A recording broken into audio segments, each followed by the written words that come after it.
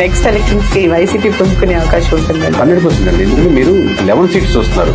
40% of vote banking వచ్చింది వైఎస్ఆర్సీపీకి. లక్షల మంది మనల్ని ప్రేమించిన కార్యకర్తలు, కోట్ల మంది మనకు అభిమానించే ఓటర్స్.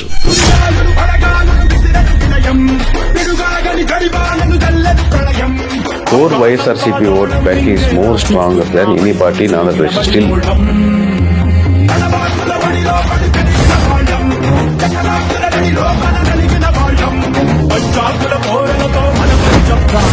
పోరాడి గెలిచిన